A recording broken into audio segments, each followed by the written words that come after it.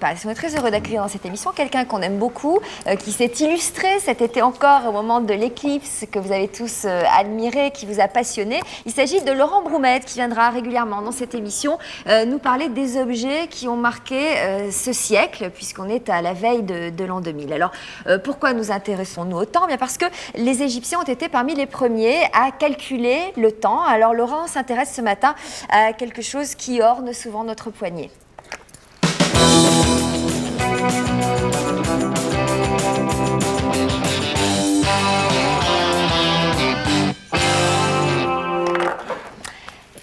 Laurent Broumette, bonjour. Bonjour, Très heureuse de vous accueillir dans cette équipe. Vous viendrez régulièrement donc nous parler des objets qui ont marqué ce siècle.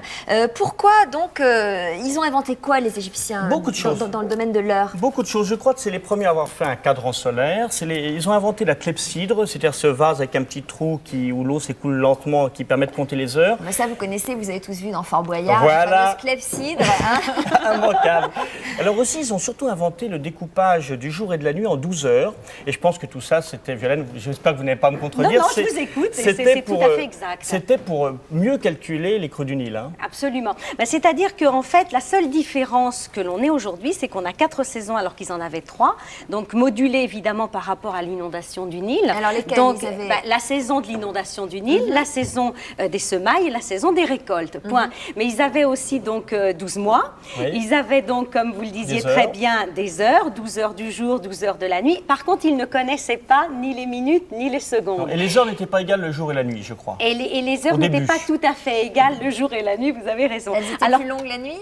Ça dépendait de la longueur du jour. On divisait le jour en 12 et la nuit en 12. Et je crois qu'à la fin, d'ailleurs, ils ont rééquilibré. Ils ont rééquilibré, mais oui, c'est-à-dire que quand ils voyaient effectivement qu'ils ne s'y retrouvaient plus, ils arrivaient à rééquilibrer plus ou moins, mais de toute façon, ça ne les dérangeait absolument pas. Bon, il faut savoir que, par exemple, les heures avaient quand même des noms. Bon, on disait, par exemple, la première heure, c'est la brillante, la 6e heure, c'est la plus haute, etc.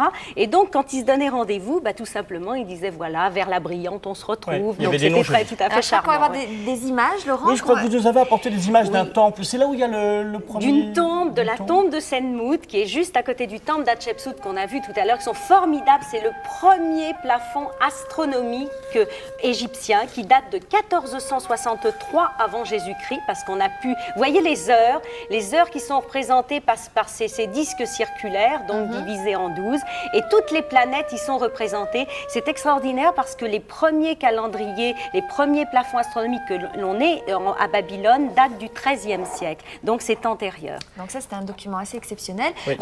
Dites-nous qu'on a quand même fait des progrès, Laurent, au XXe siècle. Énormément. On n'est pas resté là, heureusement. Le grand progrès du XXe siècle, c'est d'abord la montre, bracelet, par rapport au gousset, inventé vers 1906 pour des aviateurs. Et puis ensuite, c'est la précision.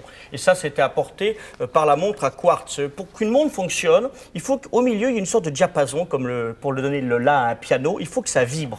Alors avant, on avait des pendules, on avait le petit, vous savez, ce qu'on appelle l'encre, la petite toupie qui tournait dans les montres mécaniques. Et puis tout d'un coup est arrivé le quartz, qui lui vibre à 32 768 fois dans une montre actuelle. Je vais vous montrer.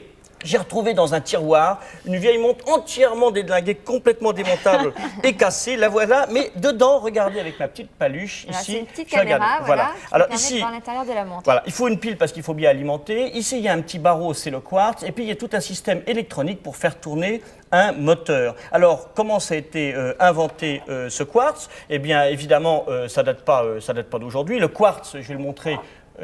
Ici, voilà, c'est un objet naturel, c'est un produit naturel qu'on connaît. Celui-là vient de Madagascar, en l'occurrence. Et puis, naturellement, c'est pas celui-là, c'est un quartz artificiel, un petit barreau de 2 mm que l'on met dans la pile et qui vibre. L'inventeur, c'est un bonhomme qui s'appelle Marison, dans les années 20, en 1919. Il a inventé la première horloge à quartz. Ce qui est marrant, c'est qu'il a fallu 50 ans. Oui, parce qu'il l'a inventé très tôt. Très tôt, mais le problème, c'est qu'il fallait miniaturiser tout ça pour rentrer dans une montre. Et c'est en 67 qu'on a présenté les premières, et en 70 que ça a été commercialisé pour la première fois. Parce que la première était énorme? C'était pas énorme, mais c'était pas transportable au bout de la main, si vous voulez. C'était le principe qui avait été inventé d'une horloge, c'était pas une montre. Alors je me suis fait plaisir parce qu'on a retrouvé avec l'équipe un document d'époque, c'était le 4 avril 70, et devinez qui présentait au journal télévisé de 20h la première montre à quartz. Eh bien, c'était pas vous. Non. C'est ce que j'allais dire.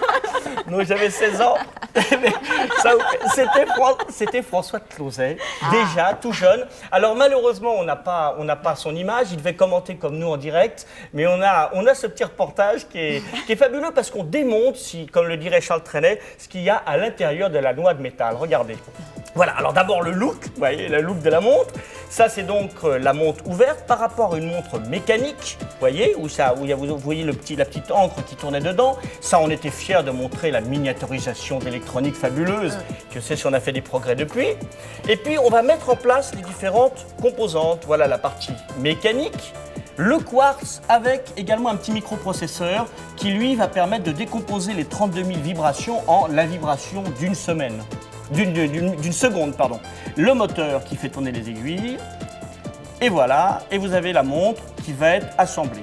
Petite précision, la musique n'est pas d'époque, techno qu'on a. C'est Damien qui nous l'a donnée. À l'époque, elle aurait fait sursauter. La pile, il faut alimenter tout ça avec de l'électricité, comme toutes les pendules d'ailleurs. Donc c'était en quelle année ça? C'est en 1970. Donc c'était la commercialisation des premières montres. Première montre, Japon, ensuite Europe, et ça s'est multiplié. Et voilà. À l'époque, elles étaient très chères? Elles n'étaient pas très chères parce que très vite, quand ça a été commercialisé, ça a commencé à 700 francs et quelques, ça a baissé très vite. Alors, je vais vous montrer les progrès qu'on a fait avec cette montre-là. Voilà une montre actuelle, la voici. Ouais. Et puis, je vais vous montrer, on en a une ouverte. On va montrer sur l'autre image. Il manque la pile, là, c'est ça? Oui, la pile, on a retiré la pile, on a l'électronique et on a toute la partie électronique. On va revenir sur ces montres-là où, regardez, voilà le quartz.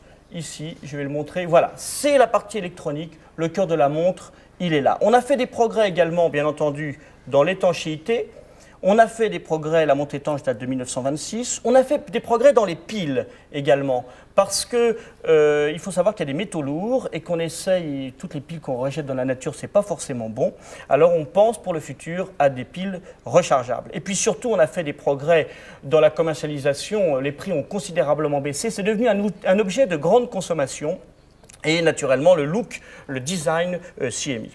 Alors, on a certainement dû faire des progrès au niveau de la précision aussi maintenant. Alors, la course à la précision, en fait, la précision de la seconde, nous, on n'en a pas grand-chose à faire, sauf quand on commente une éclipse, quand on a un magnétoscope à brancher. Globalement, on préférerait avoir la bonne heure que la mauvaise heure. Le vrai progrès du futur, c'est encore plus de précision avec la montre, l'horloge atomique. Cette fois-ci, c'est plus un quartz qui vibre, mais avant le quartz, il y a toujours un quartz, il y a un atome qui est l'atome de césium qui vibre, enfin disons qu'il a un comportement qui génère des vibrations. Tenez-vous bien, depuis 70, la seconde est définie précisément pour le monde entier comme la durée de 9 192 631 770 vibrations de l'atome de césium. Eh bien, c'est là qu'on a la précision la plus grande. Alors, vous me direz qu'on ne va pas se balader avec une montre, ça ressemble à quoi d'abord, une montre atomique? Ah bah c'est dans un laboratoire, il y en a quelques-uns dans le monde, c'est difficilement transportable, je ne vous dis pas l'alimentation, elle est précise. Il y a un nuage de césium dans un plasma à projeter, c'est un peu complexe. Mais cette heure-là va vous arriver sur votre monde et c'est tout l'avenir. L'avenir de la montre, c'est le réseau. Exemple, par le fil du téléphone, l'heure arrive. Sur cette pendulette que j'ai devant moi, cette pendulette fonctionne par radio. C'est ma pendulette qui est servie à faire l'éclipse. Elle capte des ondes radio émises en Allemagne et elle se remet à l'heure toutes les heures. Mon ordinateur chez moi est connecté à Internet 24 heures sur 24. Il se remet automatiquement à l'heure, ce qui permet des échanges plus précis. Et on peut imaginer que à terme, tous les fils qu'il y a dans votre maison véhiculent l'heure. Par exemple, les fils d'EDF, de l'électricité. Si bien, ma chère Sophie, que si vous avez un magnifique four dans votre cuisine, je ne sais pas vous, mais moi, je peux vous le dire, la pendule qu'il y a dessus n'est jamais à l'heure. Ça, c'est sûr. Hein, on la tripote jamais. Eh bien, un jour, par le miracle, ça ne fera pas cuire mieux le poisson, mais votre cuisinière électrique sera à l'heure peut-être. Automatiquement. Donc aujourd'hui, si je veux mettre ma montre à l'heure, quel est le moyen le plus facile, le plus sûr et le plus évident? La montre à quartz, si vous voulez une grande précision, et puis des très très belles montres que les Français savent très bien faire dans notre industrie. Pour la mettre à l'heure, qu'est-ce que je fais? Pour l'instant, il n'y a pas encore. J'appelle l'horloge parlante. Oui, ou votre ordinateur, ou bien votre câble ou votre satellite, si vous avez la télévision par câble ou par satellite. Et demain, votre voiture, par GPS pour guider, elle aura l'heure aussi à la fraction de seconde. Bon, eh ben vous avez vu, hein, il en sait des choses et régulièrement, il viendra nous montrer un objet comme ça et puis on va faire des projections vers le futur et voir en quoi cet objet a changé nos modes de vie et notre quotidien. Merci Laurent. Merci Mathilde. Et bravo encore hein, pour l'éclipse, vous étiez remarquable. Vous êtes gentil. C'était formidable.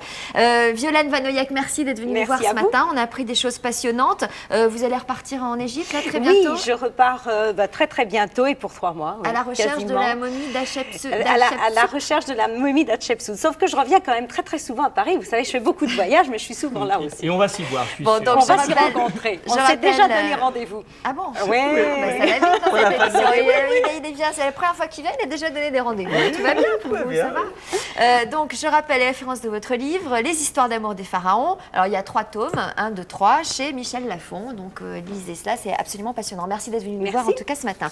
Le monsieur que nous recevons dans la deuxième partie de cette émission n'a rien à voir avec les Égyptiens. Il serait plutôt basque d'origine. Pendant des années, on l'a classé pitre, survolté, pro de la série B.